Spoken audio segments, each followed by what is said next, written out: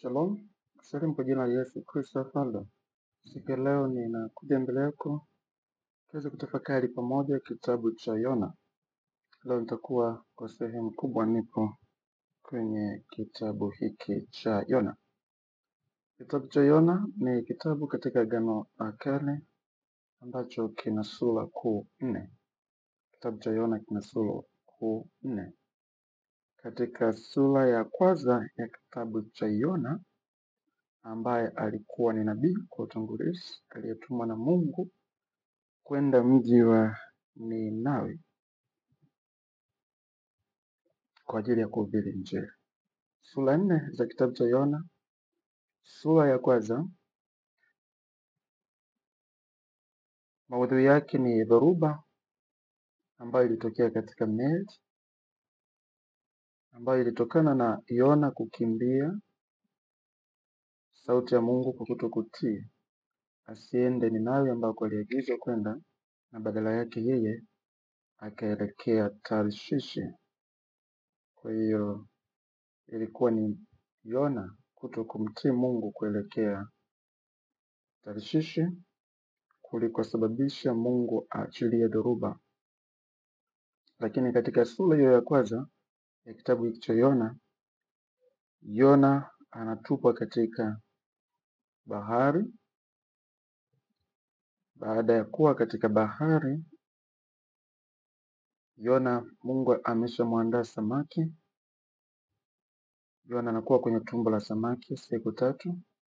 Yona anaomba toba, anafanya maombi ya toba ili Mungu amrehemu. Hiyo ni sura ya kwanza ya kitabu cha Yona. Sura ya pili ya kitabu cha Yona inaeleza Yona akitoa shukrani, wimbo wa shukrani baada ya Mungu kumtoa katika tumbo la samaki. Wimbo huu ambao Yona anauimba katika sura ya pili unaeleza jinsi namna katika hizo siku 3 alivyokuwa katika samaki na ndani ya bahari, jinsi ilivyokuwa, akieleza jinsi vilindi vya maji kwa hizo siku 3 ambazo alikuwemo ndani ya bahari. Sura 4 ya kitabu cha Yona inaeleza, niko naangalia mic yangu, sorry, kwa sababu wakati mwingine ningetamani niwe nafanya nikiwa najua kwamba mic yangu inafanya kazi. Sura 3, neema ya pili kwa Yona. Mungu anamwagiza tena Yona kwa mara pili aende Ninawi kwa ujumbe wa kuhubiri Injili. Yona anahubiri Injili katika mji wa Ninawi. Watu wa Ninawi wanaikubali ile Injili wakiongozwa na mfalme wao wa nchi, na wanaamua kufunga kwa siku 3 wakiwa wamejivika nguo za magunia kuonesha toba yao na kujuta. Mungu anairidhia toba yao na kugairi adhabu ya kwamba angeiangamiza Ninawi. Hiyo ni sura ya 3 ya kitabu cha Yona. Sura ya 4. Sura ya 4, moyo wa Yona ni tofauti kidogo. Baada ya Yona kuhubiri Injili katika mji wa Ninawi, Yona anachukia baada ya wale watu Mungu kutoangamiza, hasa kutokana na kwamba waligeuka na kutubu juu ya uovu wao. Yona anakaisirikia asili ya Mungu, vile Mungu ni wa rehema, mwingi wa fadhili. Yona anachukia kwamba kwa nini Mungu amewasamea watu wao. Anaenda mbali sana, anamwambia Mungu, ni bora hata uniue. Yona kuona Mungu amewasamea wale watu inamchukiza kiasi kwamba yeye afe. Huyo ni mtumishi Yona. Wakati mwingine inafikirisha, je, naweza ikawa kuna mtumishi anayewahubiria watu kwa lengo la kuwa wahukumiwe? Anafurahi kwamba watu wafe katika dhambi, au hukumu ya Mungu ishuke kwa wale watu?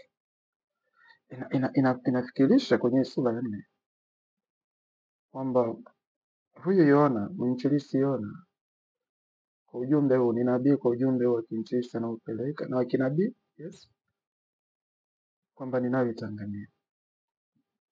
Lakini ni moyo wa namna gani Yona ambao anaudhihirisha wa kuwa na chuki na Mungu, ya kwamba kwa nini Mungu amewahurumia watu, kwa nini asingewaangamiza?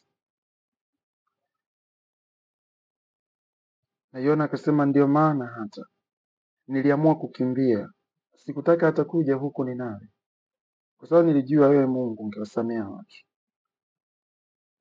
nilijua wewe Mungu ungewasamea watu. Kwa vile kwamba unasamee, mimi sikuwa napenda nije, ingekuwa vipesi kwangu kuja ikiwa ningejua kwamba Mungu usingewasamea watu. Kwa hiyo ujumbe wangu ulionituma kwamba baada ya siku 40 Ninawi itaangamiza, nitamani nione ukitokea hivyo, sio vinginevyo. Ni Yona, kiangalia ni maana ya hiki anachokitenda kwenye sura ya 4 ya kitabu hiki cha Yona. Wewe niangalie maandiko, angalia pamoja nami kitabu cha Yona sura ya 4 mstari wa kwanza. Lakini jambo hili lilimchukiza Yona sana, naye akakasirika. Mtumishi wa Mungu, mchungaji, mwinjilisti, mwalimu au mtu yeyote yule ambaye umetumwa kwa neema ya Mungu kumhubiri mtu mwingine au watu wengine, iwe ni katika mji, iwe katika mtaa, matokeo yake unaona kwa ujumbe ulioupeleka watu wanageuka, wanatubu. Je, ungeweza kuchukia? Na kwamba Mungu ni huo, kwa kuwa unajua Mungu ni mwingi wa rehema, si mwingi wa hasira, na kwamba Mungu anagairi mabaya. Kwa hiyo unatamani Mungu aikatae hata asili yake, a very nature ya kwamba Mungu ni mwingi wa rehema, aikatae ili akufurahishe nia yako wewe. Ni kitu ambacho kidogo kiwaza kinakuwa hakileti picha, kwa sababu kama mtumishi wa Mungu unatarajia Yona angebeba moyo wa Mungu ndani yake, licha ya kwamba Mungu alipeleka ujumbe kwa kinywa chake kwamba baada ya siku 40 Ninawi utaangamizwa kama Yona alivyohubiri.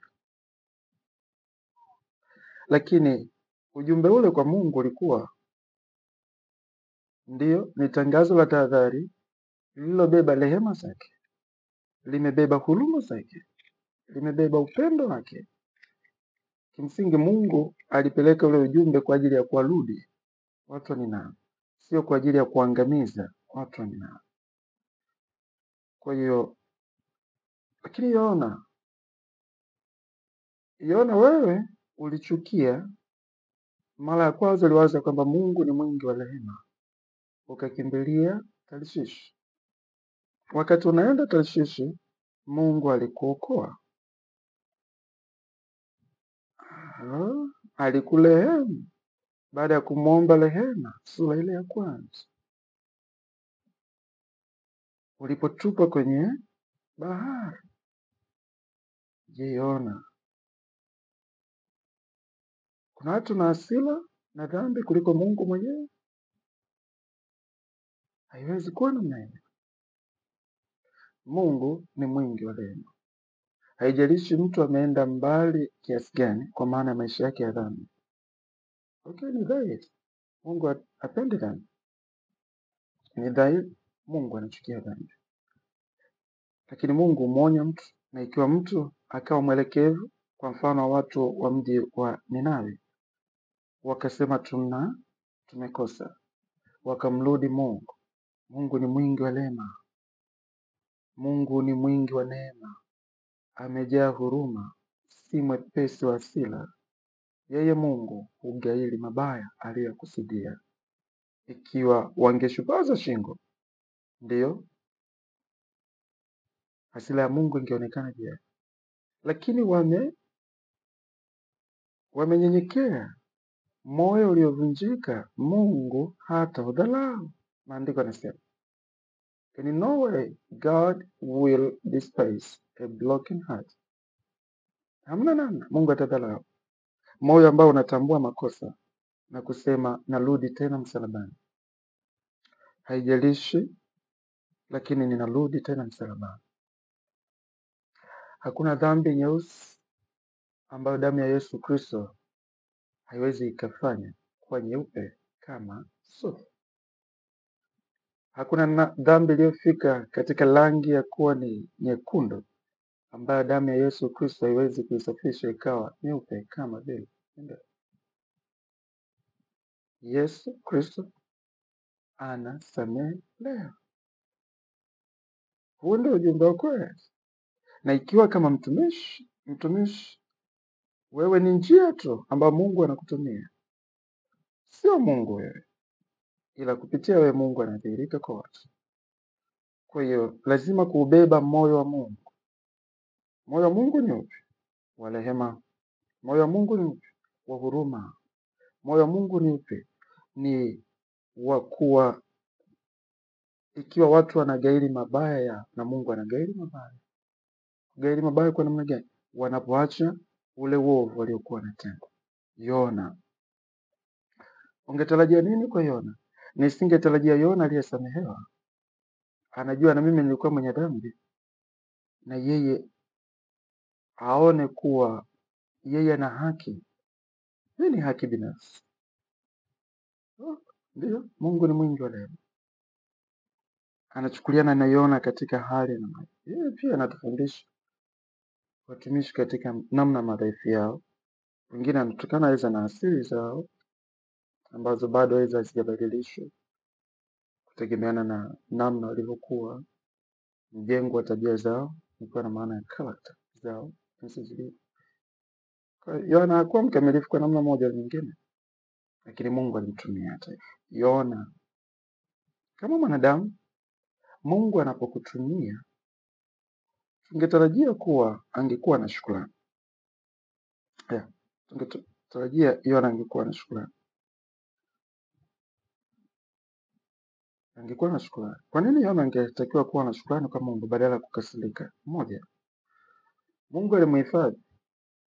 Aliletwa dhoruba, lakini bado aliporushwa katika bahari, bado Mungu alimwandalia samaki wa kumhifadhi ndani ya hizo siku 3. Yona,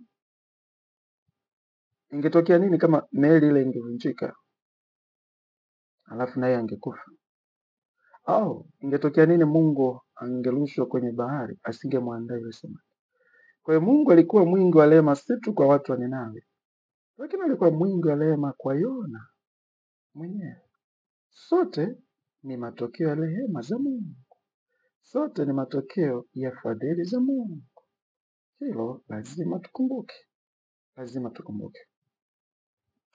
Lakini pia ningemshukuru Mungu Yona kwa kuwa wale watu Mungu aliachilia moyo wa kiungwana ndani yao. Ikiwepo yule captain nahodha wa ile meli.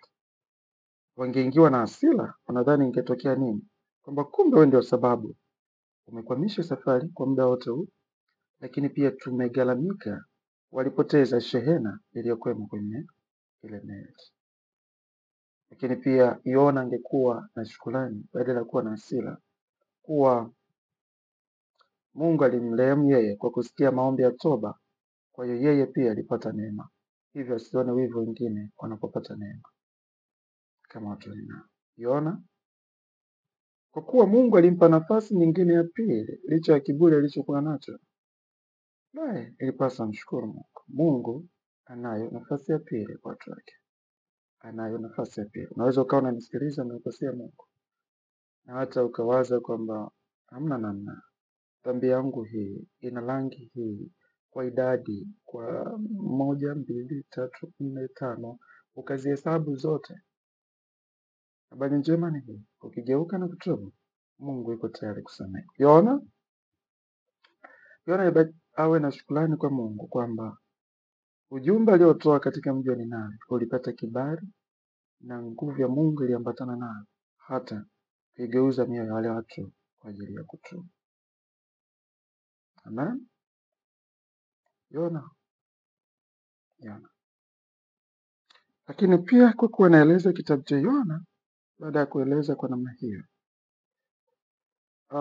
tukio la dhoruba ambalo lilitokea kwenye meli kwenye kile kitabu cha Yona sura ya 1,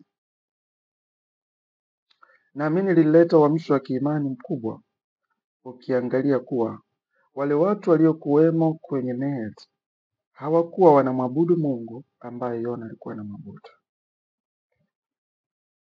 Ni kwamba imani ya Mungu wa kweli wa Israeli, Mungu wa Ibrahimu, Isaka na Yakobo, waliipata kutokana na lile tukio lililotokea. Nasema kwa namna gani naweza nikaelewa hiki? Ukiangalia Yona sura ya kwanza mstari wa 5 hadi wa 6, maandiko yanasema, basi wale mabaharia wakaogopa, kila mtu akamwomba Mungu wake, nao wakatupa baharini shehena iliyokuwa merikebuni ili kupunguza uzito wake. Lakini Yona alikuwa ameshuka hata pande za ndani za merikebu, akajilaza, akapata usingizi. Basi nahodha akamwendea akamwambia, una nini ulalaye usingizi? Amka ukamwombe Mungu wako, labda Mungu huyo atatukumbuka tusipotee.